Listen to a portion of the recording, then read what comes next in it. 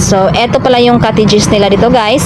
So, 300 pesos yung small at saka 600 pesos yung big cottage at saka 5 to 8 years old ba yun is 20 pesos at saka ang adult 50 pesos ang adult.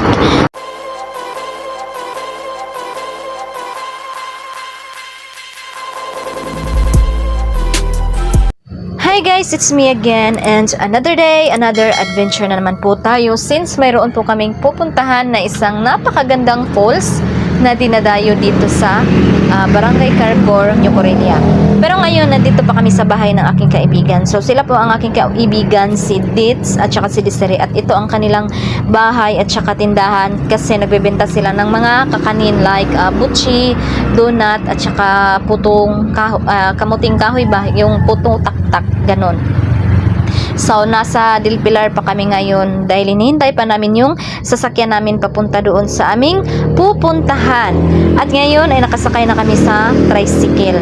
So, naaaliw po kami kasi tinitesting ko pa yung stabilizer ko kung okay lang ba yung kalalabasan ng ating video pag gamit ito. Pero okay naman po siya kung tingnan nyo. So medyo maganda na at saka hindi na masyadong masakit sa mata ang ating video.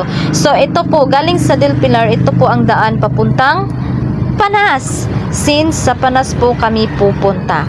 At saka ito ang papuntang New Corelia na din. Pero ang layo po siya mula doon sa kanilang bahay papuntang sa falls, kaya pakyaw ng ng tricycle.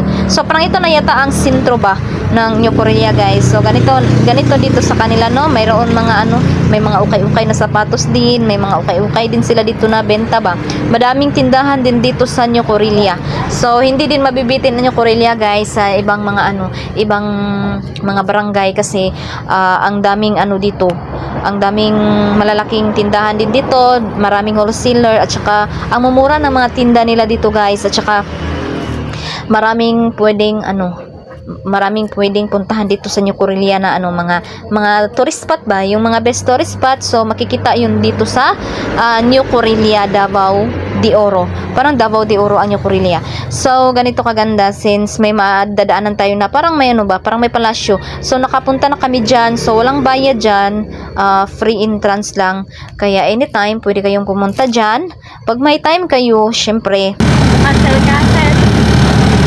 Oh, Castle Castle.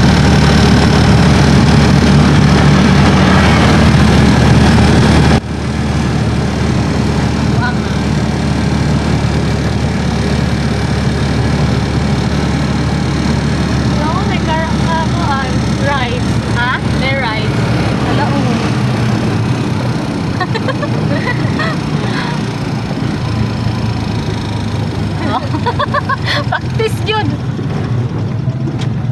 Ala na, indindot na rin na pito. Agay-agay. Na yung mga rides. Smile si Kuya, oh. Smile. Balik. Wave si Kuya, oh. Di ba kung kayo ko bulumutulit na niya, ay, murag iyang vlog. Ay guys, ang ako wala noon ko nakita. Ay, rapat si Kuya.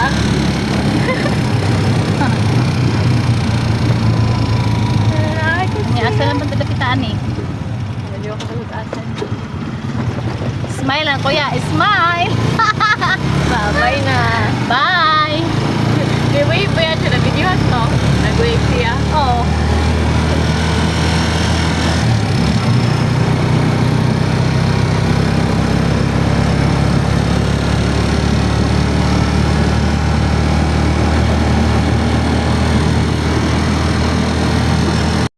So ngayon, guys, ay nandito na kami sa aming pupuntahan. So dito lang po muna kami sa labas kasi hinihintay pa namin yung kaibigan ko dahil hindi pa dumarating. So ang pangit naman na pupunta tayo sa loob na hindi pa sila dumarating.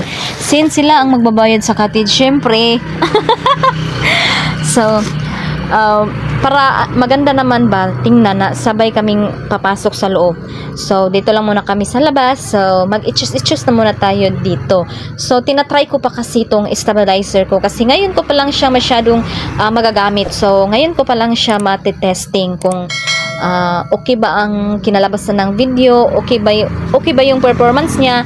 So in my observation, okay naman po siya. So since hindi naman gaano kamahalan, may pagka-affordable lang naman yung price. So dito tayo sa may gate sa Panas. So eto pala yung cottages nila dito, guys. So 300 pesos yung small at saka 600 pesos yung big cottage at saka 5 to 8 years old ba yun is 20 pesos at saka ang adult 50 pesos ang adult. So since kami adult na 50 pesos po yung entrance namin, pero yung mga bata nasa 20 pesos pa lang po siya. So ganito talaga yung didiho kasi hindi ko pa siya masyadong alam kung paano talaga siya gamitin. So kaunti pa lang yung alam ko kung paano gamitin yung stabilizer natin. So pagtatagal to, malalaman din natin ng buong details kung paano to gamitin. For now, okay naman siya. Kaya happy na ako dito sa stabilizer ko. So basta nag-chill lang muna kami dito sa labas, guys, kasi wala pa kasi ang magbayad ng cottage namin. So ang magbabayad ng cottage hindi pa dumarating, kaya dito muna kami sa labas. O ayan 10 to 59 years old, 50 pesos per head. So 5 to 9 years old, 20 pesos. 60 years old and up, so parang citizen na yon, 40 pesos. So 40 pesos ang citizen. So okay din kasi may discount yung citizen at saka yung mga bata, mura lang. So hindi nakalugi sa entrance. So ganito talaga dito, guys. Napakaraming puno, lalo na pag nandoon na tayo sa loob. Nako, ang daming puno talaga. Kaya kahit na alas 3 pa lang ng hapon dito ay parang gabi na kasi nga sa sobrang dami ng punong kahoy. So parang ito na, dumating na yung kaibigan ko. Ay hindi pala, iba pala. So ang tagal-tagal naman dumating. Ayun, dumating na din sila. So hintay lang tayo ng kaunti. Since nandito pa tayo sa labas, ay mag-aura-aurahan muna tayo dito, no? So, ayan.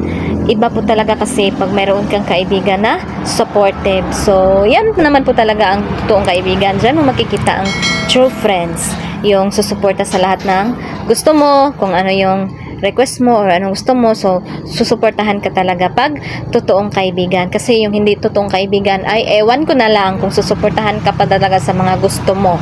Kaya pag may ganito kang kaibigan, huwag mo nang bitawan.